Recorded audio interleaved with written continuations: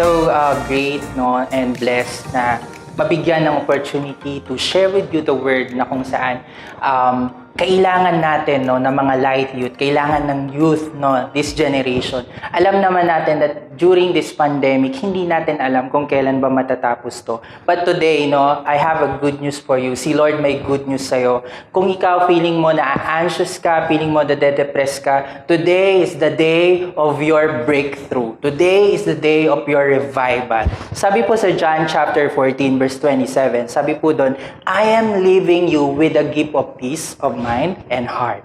And the peace I give is a gift that the world cannot give. So don't be troubled or afraid. Today po, no, alam naman natin, this generation, dahil ang dami nating kinakaharap, no, hindi natin alam kailan ba matatapos ang pandemic. Hindi pa natatapos ang pandemic, bigla naman dumating ang super typhoon, no. Sobrang ang daling ma-anxious. Pero alam niyo po ba, during these uncertain times, God wants us, or God wants you to experience His peace, His freedom, no?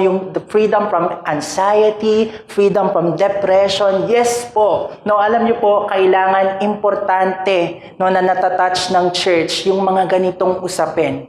Okay? Kailangan matouch talaga yung mga ganitong usapin para alam natin at kailangan natin paghandaan yung mga ganitong struggle sa buhay. But today po, I'm going to share with you, no, kung ano ba yung mga practical tips on how to experience the divine presence of God. Okay po? No, experiencing peace in the midst of trials or uncertainty during this pandemic. Okay, our faith in God gives us the perspective that no matter what comes our way, God's got us. Kaya kung ikaw natatakot ka ngayon, na-anxious ka ngayon, always remember that God is always with you. If God is for you, no, walang magagawa ang kaaway sa buhay mo. We face the enemy. We face the pace of anxiety, of depression with confidence that God will never leave us nor forsake us. And alam niyo po ba, Light Youth, that makes you different. Okay? In John chapter 16 verse 33, sabi doon, I have told you all this so that you may have peace in me. Here on earth, you will have many trials and sorrows, but take heart because I have overcome the world. I want to declare this verse, no? I want to declare this verse kabuhay po ng bawat isa. Kung na-anxious ka ngayon, sabi ni Lord, take heart. Light you, take heart because I have overcome the world. If you feel depressed right now, take heart. Sabi ni Jesus, I have overcome the world. And we know, sabi po sa Romans chapter 8:28, sabi po doon, and we know that in all things, God works for the good of those who love Him, who have been called according to His purpose. This season po, sa sobrang ingay ng mundo, ang ingay, no, parang wala ng kapayapaan. Minsan tatanungin mo, hanggang kailan ba? Saan ba mag-e-end yung ganitong series ng buhay natin? Minsan, ang daling mag-pray kapag nag-uumpisa ka pa lang. Ang daling mag-pray kapag patapos na yung laban. But most of the time, it's so hard to pray in the middle of trials. But I want to tell you this. Alam niyo po ba, kailangan nating maniwala sa Panginoon na sa kabila ng mga bagay na pinagdadaanan mo, there's always a rainbow. Lagi po nating tatandaan. Number 1, practical tips on how to cope up this pandemic season. Number 1, change your mindset. Why do we need to change our mindset? Kasi alam niyo po, yung mindset po natin, isa siya sa may malaking participation sa kung ano yung pinagdadaanan mo ngayon. Nakakalungkot lang po alam mo, kasinungalingan ng kaaway na tinatanim sa ating mga kabataan. Hindi lang sa mga kabataan, but also dun sa mga ano na po natin, no, sa mga young at heart natin, na kapag nalulungkot, feeling nila depressed sila. You know, that is the greatest lie of the enemy na pinaplant niya sa mind natin na kapag malungkot ka, depressed ka. Hindi ba pwede na meron ka lang pinagdadaanan? Kaya ang ending, kapag feeling nila, depressed sila, okay, kakat na nila yung life nila. Alam mo yon, ang ending, yun, hindi naman sa pinagpe-pray natin, but today po, no, ikakat ni Lord yung sumpa ng kaaway na ginagawa sa atin. Our faith are in God. He gives us the perspective that no matter what comes our way, He will never leave us and nor forsake us. And have the right mindset. Kasi sabi po doon, the peace of God, the peace of God will come sa buhay po natin. I want to release that declaration na yung peace ng Panginoon, yung peace na nanggagaling sa Panginoon, He will shower you with His divine presence. Okay? If sabi po doon sa Romans chapter 10, verse 9, if you declare with your mouth that Jesus is Lord and believe in your heart that God raised Him from the dead, you will be saved. Sabi po doon ng Panginoon. Alam niyo po, kung ikaw natatakot ka ngayon, declare that Jesus is Lord. Right now, I want to declare this to you, na nag-i-struggle, na nahihirapan, that Jesus is Lord, in the middle of that trials. Jesus is Lord in your finances. Jesus is Lord in your businesses. So where is God now? Minsan ba tinatanong mo, asan na ba si Lord ngayon? Okay, a common question that I often hear, where is God when bad things happen? Did you ever ask the same question? Nasaan na ba si Lord? Nagwo-work ba si Lord? It's a fair question, but I want to answer this way. For those who know God, I want you to take note of this, like you, who have relationship with Him, the answer is that He is walking right with alongside of us. It's not His desire. Lagi po natin tatandaan, it's not His desire to suffer. Okay, the young generation. This generation. Pero alam niyo po ba, kasi our suffering is a result of a sinful world. Kung ngayon po, kung meron kang tinatagong kasalanan, God is inviting you to His presence, in His presence. Na repent, sabi po ng Lord, the kingdom of God is near. Kailangan po nating magsisi sa mga kasalanan. Para alam niyo po yun, para maranasan po natin ang presensya ng Panginoon. Always remember, suffering is a result of a sinful world. Okay, but if we have trusted God as our Lord and Savior, we receive His strength and have a confidence that He will never let us go and He's right there with us. In Psalms chapter 112 verses 7 to 8, sabi doon, they will have no fear or bad news. Their hearts are so steadfast, trusting in the Lord. Their hearts are secure. They will have no fear in the end. They will look in triumph on their foes. Alam niyo po ba, ngayon parang siguro nakikita natin, parang ang tagal naman, parang ang hirap-hirap naman. Pero alam niyo po ba, si Lord, hindi Kanya kinreate na maging talunan.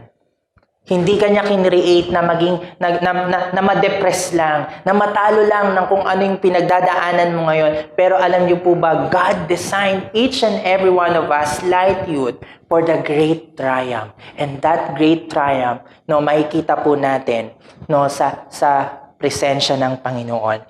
People blame God for the bad things because it's easy to blame someone you don't know.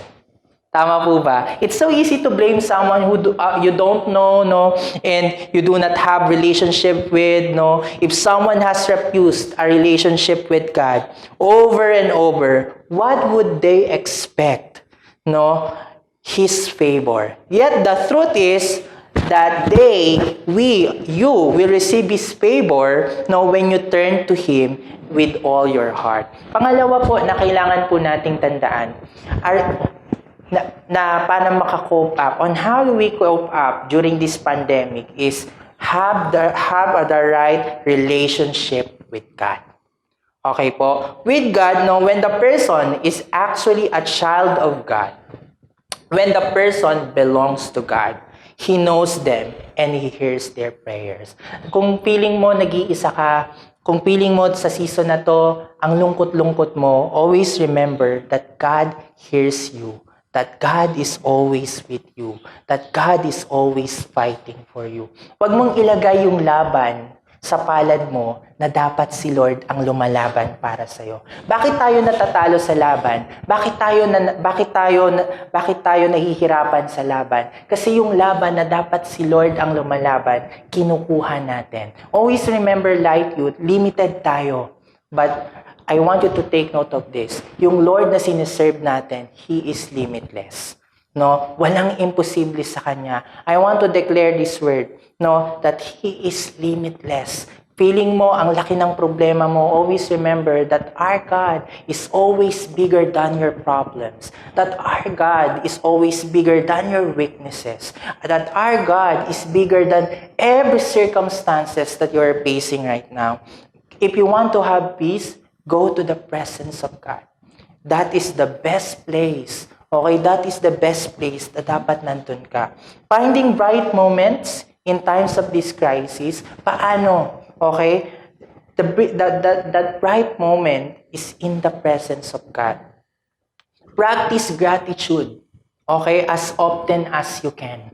Marami po kasi sa atin, no, a struggle po natin to, no, na nakakapagpasalamat lang tayo kapag blessed tayo.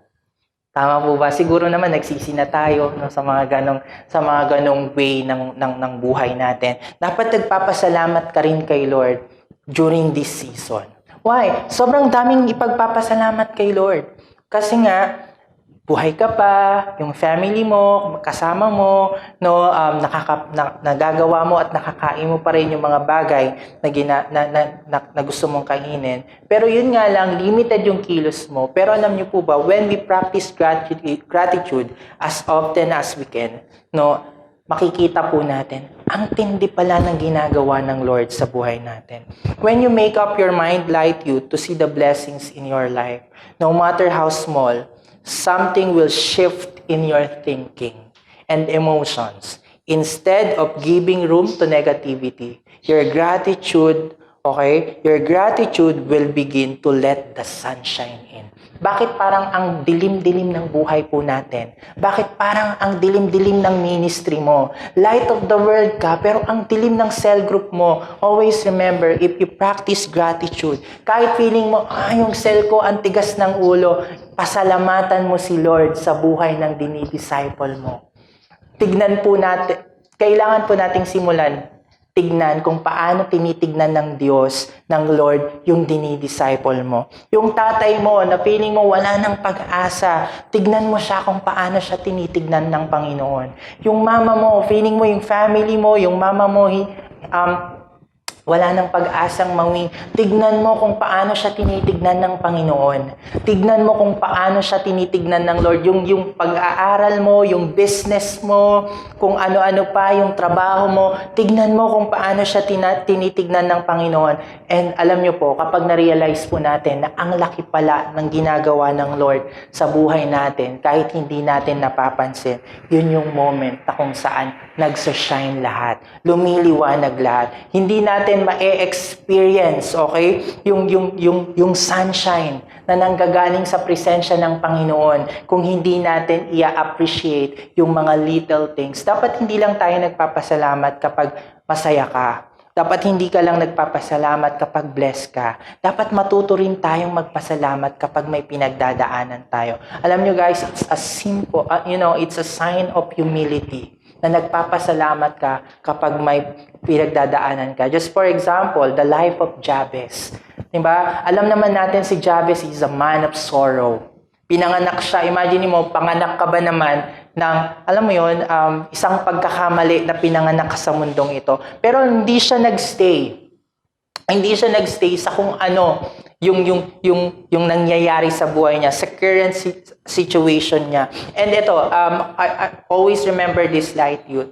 It's not your human logic. It's not your wisdom. It's not your hand moving the hands of God towards your situation. No, para magmilagro yung Panginoon. Pero it takes your faith. Yung faith mo dapat yung makakapagpamove sa kamay ng Panginoon. As you more peaceful, more content because you choose to see what you have versus who you do not have, you then will be able to take a step of seeing God's hand behind those blessings. Okay po? You will know how to recognize God's presence through gratitude. Okay, pinapasalamatan pa po ba natin si Lord? No, remember, even in the little things, a cup of cold water, food, or a good night's sleep, a clean, available bathroom is anything and everything. Trusting God is more than a feeling. Lagi po natin yan tatandaan. It's more than a feeling. It's not about what you feel. It's not about, what you said, but it's all about Him. It's all about your faith. Because, it's a choice to have faith. Lagi po natin tatandaan yan. Lagi kang may choices. Okay? May choices kang maniwala sa Panginoon. Pero meron ka ring choices na hindi maniwala. Pero alam nyo, kung pipili ka, piliin mo yung the best at dinesign ng God sa'yo. Bakit ka nasasaktan ngayon? Kasi pinipili mo yung mga bagay, yung mga tao na hindi naman nararapat para sa'yo. Minsan, bakit may inaalis si Lord sa buhay mo? Bakit meron tinatanggal? Okay, hindi tayo lalayo, no? Bakit tinanggal niya yung tao sa buhay mo? Kasi inaalis ka niya dun sa maling tao na magiging reason para mawala ka. Kaya Light Youth, always remember, kapag merong inalis si Lord, laging merong ipapalit. Kaya yung mga leaders dyan na nag-i-emote, nawawala yung disciple ko, lumalayas yung mga disciple ko, no? Kung may inalis si Lord, laging merong pinapalit si Lord. At kapag may pinalit si Lord, the best yon. But I'm not saying na wag mo na siyang ipag-pray. Okay?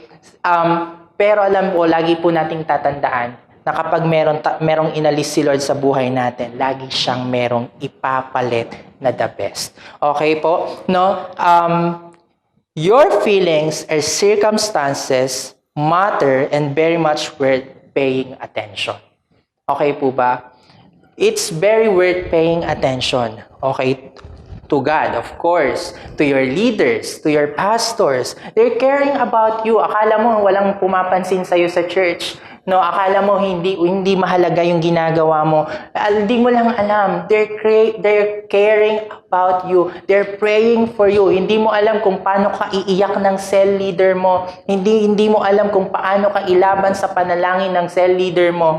Alam niyo po ba? And yung mga nararamdaman po ngayon, hindi namin ini-invalidate yan. Hindi yan ini-invalidate. Never na in-invalidate ng leader mo yan. Lalong-lalo na si God. Okay? Pero alam niyo po, lagi po natin tatandaan, those things alone are not reliable. Lagi natin tatandaan. Enough to base your life on, they can change at any moment. Your feelings, your emotion, it can change right, anytime. Pwede siyang magpalit. Okay? Hindi siya reliable. Pero alam niyo po ba, they can change at any moment yung mga pinagdadaanan mo. Pero si God, alam niyo po ba, hindi siya nagbabago. He is the same today, yesterday, and forever. Si God, sa season na to, He is at work. He is fighting for you. He is up to something. Trusting God is not about ignoring your feelings or reality. Okay? It's not pretending that everything's gonna be okay. Okay? Alam mo, sa totoo naman, hindi talaga. But trusting God is living a life of belief in and obedience to God, even when it's difficult. Magsiserve ka pa rin ba kay Lord kahit feeling mo wala ka nang nakikita? Magsiserve ka pa rin ba kay Lord kahit feeling mo nahihirapan ka na? Pero alam niyo po ba, mag-serve ka kay Lord, na tawag doon, na may pinagdadaanan ka, ino-honor yun ni Lord. Lahat ng effort mo, recorded yun. Yung mga tao, maybe hindi nila nakikita yung effort mo, pero lahat ng ginagawa mo, recorded ng Panginoon. Kaya kung feeling mo ngayon, nahihirapan ka, practice gratitude. Kasi yung pagpapasalamat sa Panginoon ay isa sa mga importante na dapat ginagawa ng mga disciple ni Lord. Okay, kaya kung disipulo ka, matuto tayong magpasalamat sa Panginoon. Even in small things, in negative, kahit may pinagdadaanan tayo. Always remember, hindi gusto ni Lord na may pagdaanan ka, pero may tinuturo si Lord sa'yo sa mga pinagdadaanan mo. Hindi gusto ni Lord na nahihirapan ka kasi meron lang siyang tinuturo. Light youth, we're not always baby to God. Hindi ka laging baby. Napansin mo ba, nung bago ka palang kino-consolidate, yung leader mo, nagte-text sa'yo, no? Parang siya lang, no? Pero iniwan ka din. Pero yung leader mo, hindi ka niya iniwan. Actually, he is working behind the scene. Kung feeling mo, no, parang hindi na yata ako inaano ng cell leader ko, you are blessed. Ibig sabihin, pwede ka nang iwanan at kaya mo na tumayo sa sarili mong paa. Ang hirap naman na lagi ka na lang sasamahan ng leader mo all throughout this season. Why? Kasi yung leader mo, ang daming ginagawa niyan. Ang daming kailangan gawin. Pero alam mo, yung leader mo, in-empower sila ng Panginoon para tulungan ka. Pero ikaw, kayang-kaya ka rin i-empower ng Lord, no? Yung buhay mo. Kayang-kaya niya rin gawin. At alam niyo po ba, nahigitan kung ano yung ginagawa niya. Kaya kung ikaw depressed ka ngayon, kaya kung ikaw nahihirapan ka ngayon, always remember that the light of God, no, shines, no, doon sa problema na pinagdadaanan mo. Si Lord, no, He is working. He is fighting. No? He is interceding. The Holy Spirit is interceding in your behalf. Kaya huwag kang matakot harapin yung laban. Hindi matatapos ang problema sa pagtakbo. May mga problema sa buhay natin na kailangan nating harapin. Pero alam niyo po ba, hindi ka haharap ng mag-isa. Haharap ka na kasama si Lord. Okay po ba? So, let's pray. Father, we thank you so much for this great moment. Thank you for your presence. Thank you for your love. Thank you for, Lord God, setting us free. Yung mga light youth po na nade-depress ngayon, yung, kahit hindi po light youth, yung mga iba pong nanonood, maybe first timer, no, maybe, Lord, matagal na kaming umaattend pero nag-stop kami. Lord, alam po namin na pinapalaya mo po kami, Panginoon. Lord, set us free.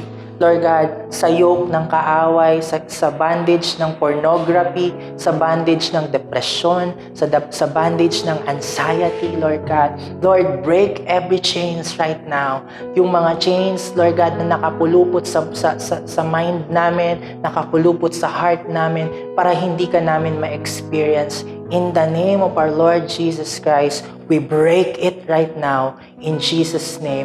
Lord God, maybe, Lord, alam po namin, limited kami. But God, we declare that we serve a limitless God, an extravagant God. Lord, thank you, God, kasi alam namin, Panginoon, na nag-work ka sa buhay po namin. Alam po namin, Panginoon, na hindi kami nag-iisa sa laban po namin, Panginoon. Lord God, patawarin niyo po kami dun sa mga bagay na nagawa namin, naisip namin, Panginoon. And Lord, alam po namin na after nitong service na to, Lord God, lalabas kami ng bago. Lalabas kami, Panginoon, na nilinis mo, Panginoon, from head to toe, Lord God. Thank you, God, kasi alam namin nakikinig ka sa mga panalangin po namin. Lord, hindi rin po namin kinakalimutan yung mga taong may sakit ngayon. Release your healing, Lord God, your divine healing.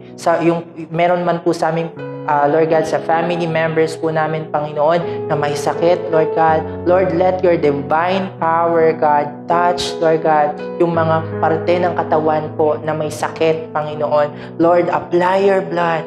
Lord, sabi po sa iyong salita, Panginoon, by your stripes, we are healed, O God, in the name of our Lord Jesus. Thank you, God, kasi alam po namin, may ginawa ka na. We seal this word, we seal your, Lord God, this service, Lord God, into your loving hand, Panginoon. At ina-applyan po namin ito ng inyong banal na dugo. In the name of the Father, the Son, and of the Holy Spirit. In Jesus' name, Amen.